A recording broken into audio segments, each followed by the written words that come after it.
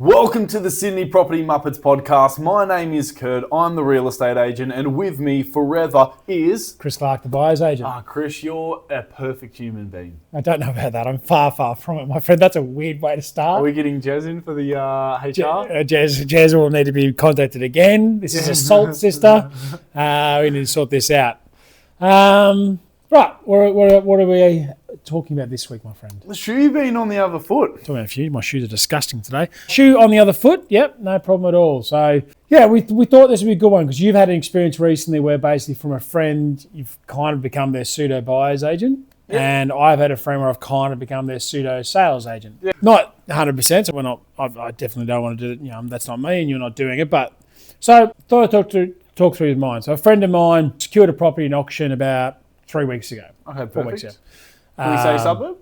In Glebe. Glebe. Right. Currently has a property in Annandale. Yep. And what's wrong?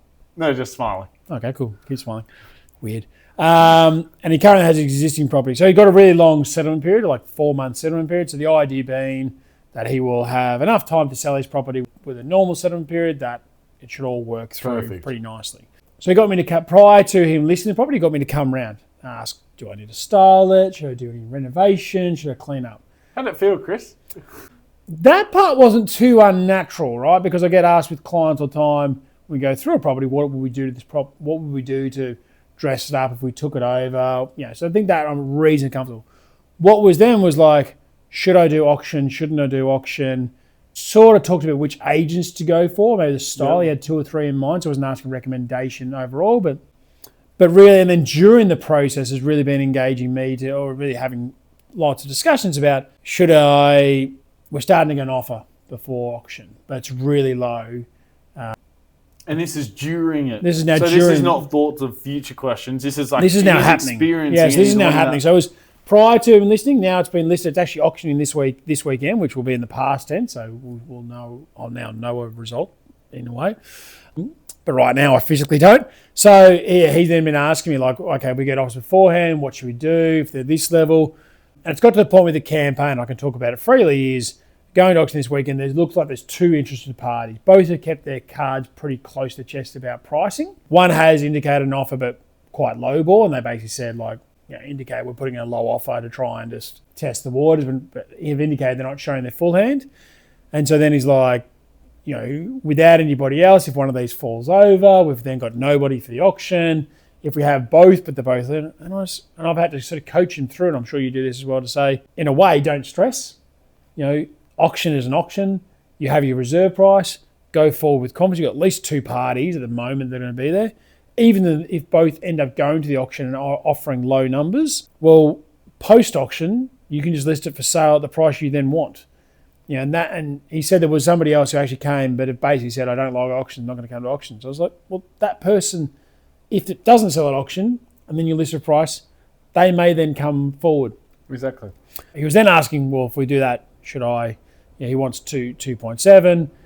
He's like, should I then, if it doesn't sell at auction for 2.7, the minimum that I want, should I then offer it, sell it, put it up for sale afterwards at 2.8 to add some fat in the room? And I said, to be honest, lean on your agent, ask them. I'm like, in the end, you're going to have a walk away price. You're either going to work out, are you playing games? Is the agent going to say it's 2.7 and nothing else less? Or are they going to say 2.8, but we may have some flexibility in there? Yep. But definitely weird. That part was the renovation stuff at the beginning.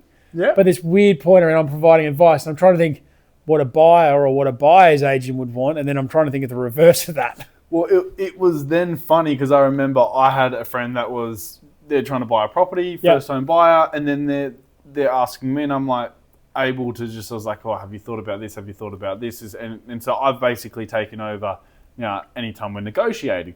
Yeah. And the very first one that comes, I think it was a Thursday after Friday. Must have been a Friday afternoon. And he's given me the call at 4:30. But he's been sitting on this property for a little bit. He's already put one offer in. It's between 730, 780. Yep. And he's then contacted me. And so I've been like, once I've decided, I need to know if you're going for the property. Yep. Because we're going to try and wrap this up. Now, just so you know, this is not in Sydney. This is Newcastle. So Wild North. Not the Wild West, but the Wild North. The Wild North. And I'm sure, sorry, one second. I'm sure he's asking you things like, agent is saying this to us. What is your interpretation of what the agent is saying? Yeah. I imagine, right? Yes. Like that's part of it. And you're like, well, when I say that, This is you're what very I mean. highly ethical and so forth. So you're like, when I say that, it means that. But then you also know that not all agents are created equal, right? Not all agents are created equal. And the thing is, even if they appear the way they're saying, the way they're talking. So anyway, and the point that I was trying to be very was when I was then occasionally chatting with you, because like obviously I made through, started chatting with the agent, X, Y, and Z, but then in between times it's just like, you know, I actually gave you a call to be like, yeah, just appreciate that. Run things by, because I'm just like, one thing is to be in the shoes of being the agent, but then analysing it from the outside. Yeah. It was just sort of like... Well, it's also as an agent yourself, you may not know what every buyer's intention are, but you know of every buyer at least, right? You may not know what they're going to offer, but you know of them all. Whereas one of those people only sees you, and at the inspections they might see other people, but otherwise they don't see any of the other conversations. No. Again, not that every buyer goes, I'm going to offer 780 and I'm going to offer 760. I'm not saying that happens. But at least you as an agent have line of sight on them, whereas a buyer goes, I only see the slither. I only see you and what you tell me. Yeah. And so from that point forward, I'd said to the agent, and this is now after 5 o'clock, I was like, look, we were at the 7:40 or 7:35 stage. We were behind. Okay. There was one other party. And they were going to open the property on Saturday. And I said to the agent, well, I'm happy to continue, but I want to know that we're going to get the deal done tonight. Yeah. We're going to get the deal done tonight. Yep. And they're like, yep, cool. Ended up, long story short, toing and throwing, and about 8 o'clock, and then we come to a set number. Again, we're in the wild north. We're in the wild north. We're still within the range. Where's the conveyances this time of day? The conveyances. So because of, and this is also a bit of a reflection on myself, I guess next time being even more poignant with the question, but the impression was getting the deal done tonight was we're exchanging contracts. Yeah. Get to the deal. We've already revealed our cards because we've come to an offer and acceptance. Yeah. And I said, and I found it a little strange. The agent had said, "Oh, but we're not going to. We're still going to be open." I was like, "But we're going to get the deal." And she's like, "Oh, the conveyances don't work over the weekend." Wild north. And whereas in Sydney, it's deals are getting done at 11 o'clock at night, 12 o'clock at night. Yep.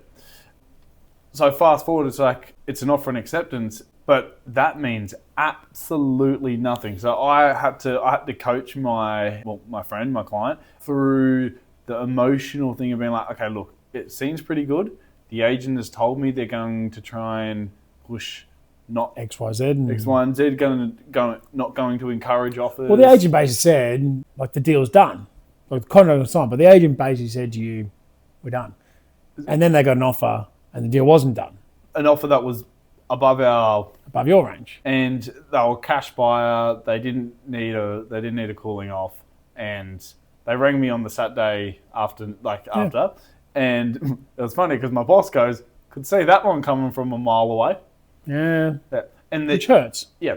And my mate, who was also on a wine tour at that time, okay, so right. It was like some interesting choice words. But like on reflection, even I reflected on that being in the shoes. I'm like, my friend at the time was so grateful that I was able to even basically make the deal happen. Yeah. And I'm sure that he would have hurt in the moment, but it sounds like let's move things forward. But I think at the moment, it sounds like there's another deal to be done. Yeah. It hurts in the moment, but now here you are a week or so later on, and there's probably going to be another deal done anyway, regardless, right? But it's definitely annoying. Yep. So the shoe being on the other foot. Yep. And the other thing I did say to my mate was, at the end of the day, the vendor has got more money. No, not the vendor, the other buyer. No, the seller. So the person who's selling at the end of the day has received more money. Even though the agent has tried to say, they're feeling bad. Yeah, they don't get more they got more money. Yep. All right. Going to do some bit of a game for the night. What have you got for me? So the episode. This is the game I've come up with. Go on. How soon is too soon? Yes. How soon is too soon? Property one. Okay. How soon is too soon to start your own buyer's agents company? To go out on your own and start your own company as a buyer's agent? Oh, man, I'd say day zero. Day zero? Go for it. Okay, cool. Perfect. Sorry, To let your children have Facebook. How soon is too soon to let your children have Facebook? I don't think even kids want Facebook. You should have said Instagram. Insert social media. The thing that what site they choose. Okay, it's two different. I will give two answers. No, I'm not meant to. If I could, I'd wait until they're 25 because I think that's when your brain all develops. I think, and realistically, if you can get them to being 15 to 16, you probably push them longer than most of their friends. 15. That was my limit. Yeah, there you go. See, I'm not far off. It's a fossil. As in, my mother enforced that. Yes. When I was 15, there was no such thing as social media. We still had dial-up phones.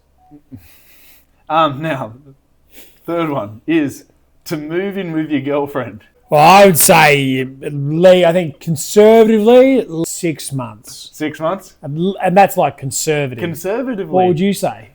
Oh, yeah, 2 months? 2 months. Sorry, of knowing the person. Of knowing the person, God. All right. That is some shocking information there we just found out about Kurt. Can I have the homework? Yeah, go for it. Would love you to subscribe. Yeah, give us subscribe to our YouTube channel. It would be absolutely means the world to us. Amazing. We had 12 new subscribers last month, so that's in May. I think we're up to 270 subscribers. So I love if that. you were one of those subscribers, if you're someone that's made it or watched an episode, whether you watched 1 minute or 10 minutes or 5 seconds, absolutely appreciate it. Very grateful. Thank you very much. Nice. Thanks for dropping by.